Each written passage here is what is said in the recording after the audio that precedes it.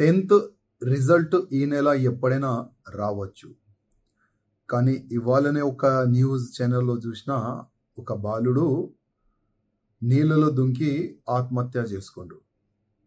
ఆయనకు ఒక భయం ఉండే, నాకు మార్క్స్ తక్కువ రావచ్చు, నేను ఫెయిల్ కావచ్చు. ఆ భయంతో ఆయన సూసైడ్ చేసుకుండు. నేను ప్రతి ఒక్క ఫ్యామిలీకి ఒక రిక్వెస్ట్ చేయాలని అనుకుంటున్నాను. ఎక్కువ ప్రెషర్ వేయకండి మన పిల్లల పైన. ఫ్యామిలీ ప్రెషర్ వల్ల, స్కూల్ ప్రెషర్ వల్ల, కాలనీ ప్రెషర్ వల్ల, ఫ్రెండ్స్ ఉంటారు కదా దోస్తులు, వాళ్ళ ప్రెషర్ వల్ల పిల్లలు సూసైడ్ మార్గం చూస్తారు.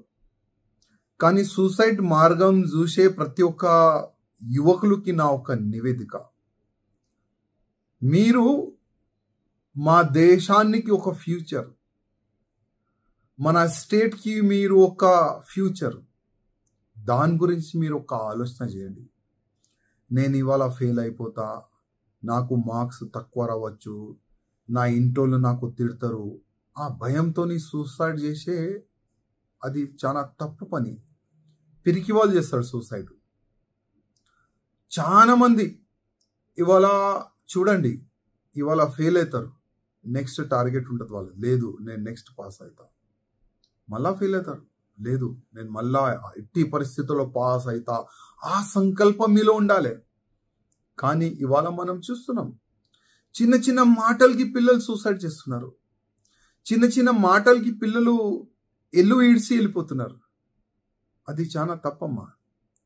ఇవాళ మన అమ్మ నాన్న ఒక ఆశ ఉంటుంది, మా పిల్లోడు మా బాబు పెద్దగా కావాలి, మంచి చదువుకోవాలి, ఆయన మంచి ఇంజనీర్ కావాలి, డాక్టర్ కావాలి, అడ్వకేట్ కావాలి అని ఒక కళ ఉంటుంది అందరిది. అమ్మ నాన్నది అందరిది ఒక కళ. రేపు మీ పెళ్ళి అయితే కూడా మీ కళ కూడా ఈ విధంగానే ఉంటుంది. ఒక్కసారి ఆలోచన చేయండి.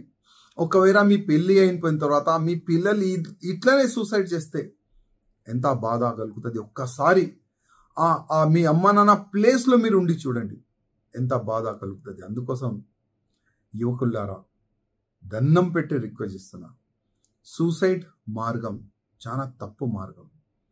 ఒకవేళ చావాలంటే, వేరే మార్గం లేదు నేను చావాలే అంటే, సమాజ మంచి పని గురించి చావండి, దేశ రక్షణ గురించి చావండి, హిందూ ధర్మ రక్షణ గురించి చావండి. ఒకవేళ ఆ మార్గంలో మీరు చనిపోతే మన సమాజం మీకు యాద పెట్టుకుంటారు, మన హిందూ సమాజం మీకు యాద పెట్టుకుంటారు, మన భారతదేశం మీకు యాద పెట్టుకుంటారు. అట్లాంటి మార్గం మీరు దోలాడండి. కానీ నేను ఫెయిల్ అయిపోతా, నేను చనిపోతా, అట్లాంటి ఆలోచన పెట్టకండి నా యువకులారా. ఇవాళ ఫెయిల్ అయినాం, నెక్స్ట్ మేము పాస్ అవుతాం, అట్లాంటి ఒక సంకల్పం పెట్టుకోవాలి. ఒక మూవీ వచ్చింది 12th ఫెయిల్, ఆ మూవీ చూడండి మీరు. ఆ మూవీలో ఆయన ఎన్నోసార్లు ఫెయిల్ అవుతాడు, కానీ ఆయన సంకల్పం, నేను ఎట్టి పరిస్థితుల్లో ఐపీఎస్ ఆఫీసర్ అయితా, ఆయన సంకల్పమే ఐపీఎస్ ఆఫీసర్ ఆయన అవుతాడు. అందుకోసం నా యువకులారా ప్లీజ్ అనవసరం మీ ప్రాణాన్ని ఇయ్యకండి. మీ ఫ్యూచర్ చాలా బాగుంటుంది. ఒక సంకల్పం తీసుకోండి, ముందుకెళ్ళండి. ఆ దేవుడే మీకు రక్షణ ఉంటారు. ధన్యవాదం.